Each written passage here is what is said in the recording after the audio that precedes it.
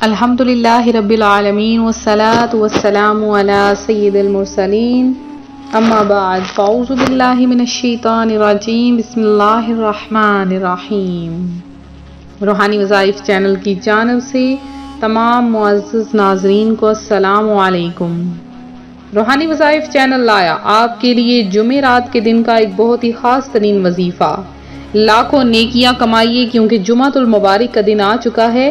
اس دن ہر انسان کو اس کی نیکیاں مل جاتی ہیں، ہر انسان کو اس کی نیکیوں کا بدلہ دیا جاتا ہے، اور اللہ تبارک و تعالی اپنے بندوں پر بہت زیادہ کرم نوازیاں فرماتا ہے، اور اس کی کرم نوازیوں کی حد تو کوئی بھی نہیں۔ یہ ہم کیا، چرند پرند انسان اور دوسرے مخلوقات ہر چیز جانتے ہیں، یہ اس کی رحمتوں کی کوئی حد نہیں ہے۔ وہ جب اپنے بندے کو دیتا ہے تو تھوڑا بہت نہیں بلکہ بے شمار دیتا ہے، اور جھولیاں بھر بھر کر عطا فرماتا ہے۔ اس کے دینے کی کیا ہی کہنے، وہ تو بس کن فرماتا ہے اور ہو جاتا ہے۔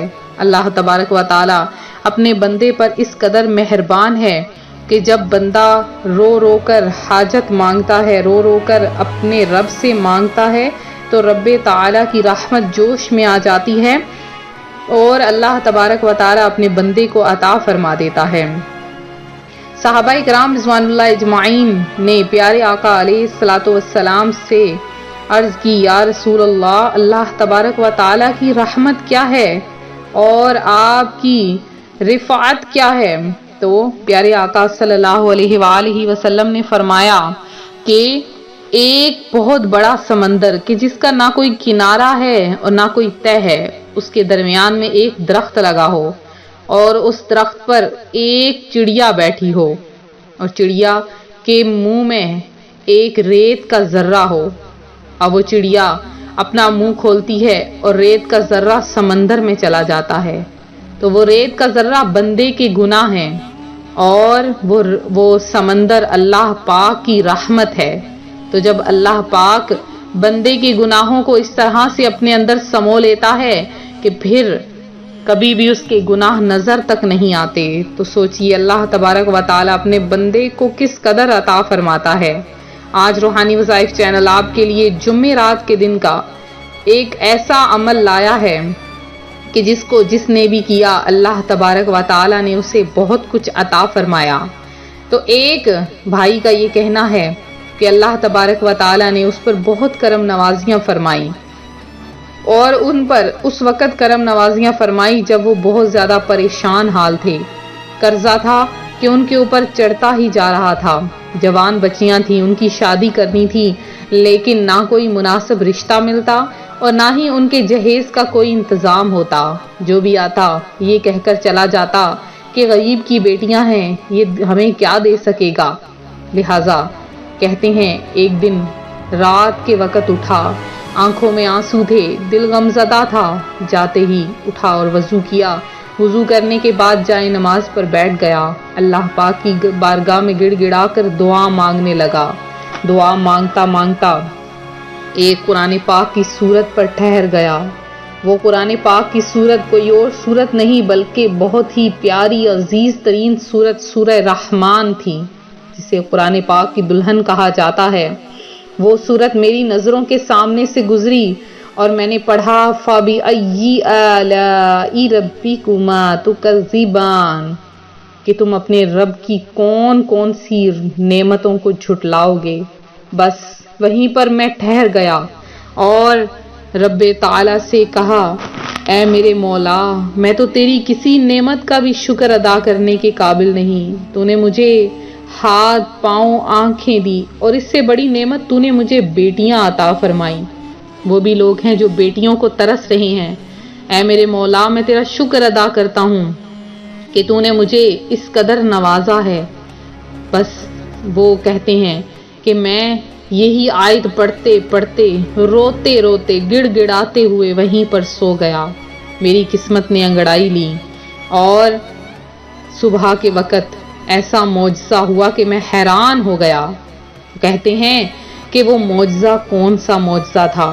وہ کہتے ہیں کہ ایک میرے پرانے جاننے والے وہ میرے پاس آئے اور مجھے آ کر کہتے ہیں کہ میں بہت زیادہ بیمار اور لاغر ہو چکا ہوں، کیا تم بہت زیادہ کام جانتے ہو، کیا میرا آفس سنبھالو گے، کیا میرا کام کرو گے؟ میں بہت خوش ہوا، اب اس کے پاس جا کے کام کرنے لگا۔ کچھ تو مجھے آتا تھا اور کچھ میں سیکھتے سیکھتے سیکھ گیا، آج وہاں پر مینیجر ہوں، بہت اچھا کماتا ہوں۔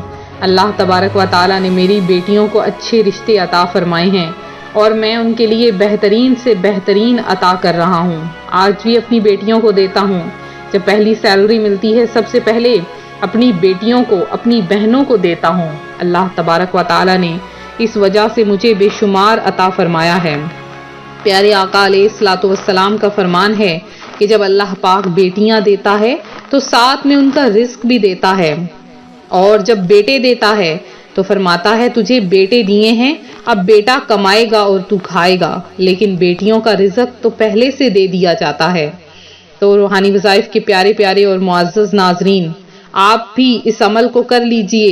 جمعے رات کے دن تنہائی میں بیٹھ جائیے، صاف ستھرا لباس پہن لیجئے، کوئی بھی جائز حاجت ہے، کوئی بھی جائز خواہش ہے، آپ کی 80,000 حاجات ہیں تو وہ بھی پوری کر لی جائیں گی۔ آپ نے کیا کرنا ہے؟ اول آخر 11 مرتبہ درود پاک پڑھنا ہے، اور یہ آیت فَبِأَيِّ آلَاءِ رَبِّكُمَا تُكَذِّبَانِ کو 55 بار پڑھنا ہے۔